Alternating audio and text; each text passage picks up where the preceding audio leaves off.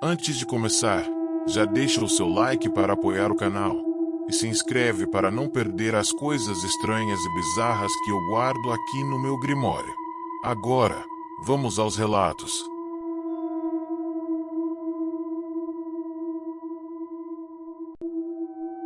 Eu trabalhei por alguns anos como técnico de enfermagem em um hospital antigo, no coração da cidade. Era um prédio enorme, cheio de corredores longos e paredes descascadas, daqueles lugares que parecem ter parado no tempo. Quem trabalhava lá sabia das histórias. Sempre tinha alguém comentando que o hospital era assombrado, que coisas estranhas aconteciam à noite, mas a gente levava tudo na brincadeira. Eu mesmo ria quando os mais antigos contavam sobre vultos, vozes ou objetos que se moviam sozinhos. Até que um dia aconteceu comigo, e minha visão sobre aquilo mudou para sempre. Dentro do hospital, existia uma ala mais velha, quase esquecida. Ficava num canto isolado do prédio, onde poucas pessoas entravam. Essa ala era conhecida entre os funcionários como o corredor proibido. Lá ficava o famoso quarto 304. Era um quarto que, segundo a lenda, tinha sido palco de acontecimentos terríveis. Os boatos diziam que pacientes que iam para lá não voltavam. Eu achava que era exagero, história inventada para assustar novatos. Certo plantão, já era madrugada. O silêncio reinava no hospital, quebrado apenas pelo barulho distante de algum aparelho apitando. A chefe de enfermagem me chamou e pediu para eu levar alguns equipamentos para a ala antiga. Eu hesitei, mas não tinha como recusar. Peguei as caixas, respirei fundo e fui. À medida que eu me aproximava daquele corredor, comecei a sentir algo diferente. O ar ali parecia mais frio do que no restante do prédio, um frio que não vinha do ar-condicionado. Era um frio estranho, que parecia atravessar a pele e chegar aos ossos. As luzes do teto piscavam, fazendo sombras dançarem pelas paredes. O silêncio também era outro. Não era só ausência de som, era como se tivesse alguma coisa escondida, esperando. Quando parei diante da porta do quarto 304, senti meu coração acelerar. A maçaneta estava gelada, como se ninguém tivesse tocado nela há muito tempo. Empurrei devagar, e foi aí que aconteceu. Assim que a porta se abriu, vi uma figura sentada na cama. Era uma senhora com aparência magrela, curvada, com a cabeça baixa, mas que olhava para mim como se não acreditasse que eu estava ali. Minha primeira reação foi pensar: ué, nem sabia que tinha paciente aqui. Entrei devagar, com cuidado para não assustar. Falei boa noite em voz baixa. A figura não respondeu. Quando dei mais um passo, levantei os olhos e a cama estava vazia. Lençóis esticados, tudo arrumado, nenhum sinal de que alguém estivesse ali segundos antes. Fiquei parado por um momento, tentando entender. Será que era cansaço? Será que eu estava imaginando coisas? Tentei me convencer disso, mas o arrepio na minha nuca dizia outra coisa. Saí do quarto rápido, segurando firme os equipamentos, e caminhei pelo corredor. Foi então que ouvi passos atrás de mim. O som era claro, passos leves, como se alguém estivesse me seguindo. Olhei para trás, e não havia ninguém. Continuei andando, mais rápido. Os passos pareciam me acompanhar, cada vez mais perto. Até que ouvi. Não era uma voz normal. Era um sussurro baixo, arranhado, como se viesse de dentro das paredes. A voz dizia: enfermeiro, pode me ajudar? Naquele instante, larguei tudo o que estava carregando. As caixas caíram no chão, fazendo muito barulho. Meu coração disparou. Corri sem olhar para trás, atravessando aquele corredor que parecia mais longo do que nunca. Quando finalmente cheguei na ala principal, onde havia luz e movimento, parei para recuperar o fôlego. As mãos tremiam. Ninguém entendeu nada quando me viu entrar apavorado. Contei o que tinha acontecido, mas a maioria apenas deu risada, dizendo que era o espírito da 304 pregando peças.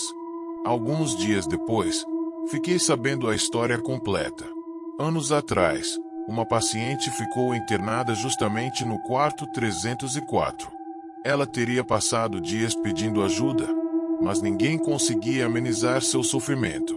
Ela morreu agonizando, enquanto pedia por ajuda aos enfermeiros que, mesmo fazendo tudo o que podiam, não conseguiam diminuir as dores que ela sentia.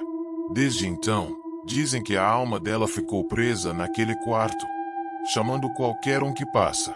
Nunca mais entrei naquela ala sozinho. Até hoje, quando lembro daquela noite, sinto um frio subir pela espinha. Às vezes sonho com aquele corredor, com os passos atrás de mim. Às vezes, tenho a sensação de que ela ainda está me seguindo, esperando que alguém finalmente escute o seu pedido de ajuda.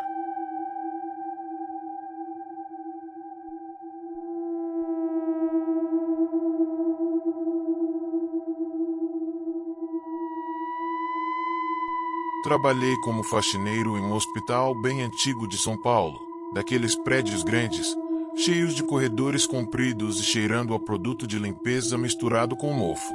Quem já entrou num hospital velho sabe, as paredes carregam histórias. Quanto mais antigas, mais pesadas elas parecem ser. Eu sempre fui trabalhador simples, nunca acreditei muito nessas conversas de alma penada ou aparição. Mas a madrugada daquele plantão mudou a minha vida. Foi a primeira vez que senti que meu coração ia parar de tanto medo. Eram mais ou menos 2 da manhã. O andar que eu precisava limpar naquela noite ficava quase sempre vazio. Só alguns quartos desativados e outros usados para guardar equipamentos velhos. O silêncio era tão grande que o barulho da minha vassoura parecia ecoar por todo o corredor. Só o tic-tac do relógio da parede e o zumbido fraco das lâmpadas faziam companhia. Mas havia um quarto em especial, o 212, que todo mundo evitava. Os funcionários mais antigos diziam que, anos atrás, um médico muito dedicado trabalhava demais, quase sem dormir. Numa dessas noites de plantão, ele simplesmente teve um infarto fulminante enquanto visitava um paciente. O doutor morreu dentro daquele quarto. Desde então, ninguém gostava de chegar perto. Alguns diziam que viam a luz acender sozinha, outros juravam ouvir passos lá dentro. Naquela noite, eu estava distraído esfregando o chão quando ouvi a porta do 212 batendo, como se alguém tivesse fechado com raiva. Eu travei. O corredor estava todo vazio. Não havia ninguém ali além de mim. O pior foi olhar e ver que a luz do quarto estava acesa. Eu tinha certeza absoluta de que estava apagada minutos antes. Empurrei meu carrinho devagar, cada roda rangendo como se gritasse. Meu coração batia tão forte que parecia querer sair pela boca. Quando cheguei perto, ouvi passos arrastados dentro do quarto, como se alguém estivesse andando em círculos. Pensei, talvez um paciente tenha se perdido, precisa de ajuda. Respirei fundo, encostei a mão na maçaneta fria e chamei. Tem alguém aí? Silêncio. Só o som de algo sendo arrastado. Então criei coragem, abri a porta devagar. Foi aí que vi. Um homem, alto, de jaleco branco, estava de costas para mim, perto da janela. Ele segurava uma prancheta e parecia escrever alguma coisa. Na hora, o alívio até veio. Ah, é só um médico? Pensei. Mas esse alívio durou segundos. Quando falei, boa noite, doutor, ele parou de escrever. Seu corpo ficou rígido. Baixou a cabeça devagar, como se tivesse me escutado. Então virou o rosto para o lado. Eu juro. Aquele homem não tinha olhos. Eram 2 buracos escuros, fundos, como se a própria escuridão tivesse tomado o lugar deles. Meu corpo inteiro gelou. As mãos ficaram dormentes, as pernas pesadas, como se eu tivesse perdido a força de correr.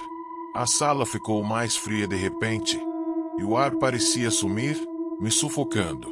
Ele deu 2 passos lentos na minha direção. Nenhum som, nenhum barulho de pisada. Só o silêncio absoluto e aquela presença horrível avançando. Foi nesse momento que o instinto gritou mais alto. Soltei o balde, que caiu espalhando água pelo chão, e corri sem olhar para trás. Meu peito parecia que ia explodir, a respiração falhava, e eu juro, achei que ia morrer de medo antes de alcançar o fim do corredor. Me encostei na parede, ofegante, tremendo inteiro. Senti pontadas no coração, como se fosse parar a qualquer momento. Minhas mãos estavam geladas. Quando outros funcionários chegaram, me viram pálido, suando frio, sem conseguir nem falar direito. Eles entraram no quarto. Estava vazio. A luz apagada. Nenhuma prancheta, nenhuma sombra, nada. Até hoje não sei o que aconteceu naquela noite. Se foi coisa da minha cabeça, do cansaço, ou se realmente o espírito daquele médico continua preso no quarto 212. Só sei que, desde aquele dia, nunca mais passei perto daquela porta sozinho. Sempre que lembro, meu peito aperta do mesmo jeito, como se meu coração ainda tivesse medo de parar ali, naquele corredor sombrio.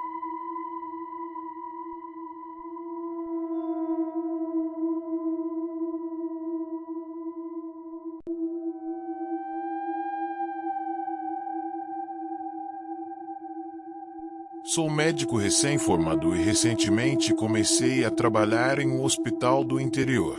Prefiro não mencionar o estado, mas posso dizer que é um lugar conhecido pelas festas juninas.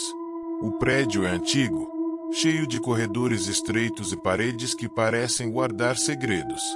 Esse hospital tem uma história marcante. Por muitos anos, havia uma ala destinada exclusivamente a pacientes queimados. Era pequena, apertada e mal equipada. Eu conheci esse setor de perto durante a minha residência, quando ainda estudava. Nunca esqueci os sons que escutava ali. Gritos de dor, choro, pedidos de socorro. Quem trabalhou naquela ala sabe. Era impossível sair de lá sem carregar uma sombra no coração. Com o tempo, graças à modernização, a antiga ala foi desativada. Hoje existe um setor muito maior e melhor equipado, preparado justamente porque, durante os festejos juninos, o número de acidentes com fogo, fogos de artifício e explosões aumenta de forma assustadora.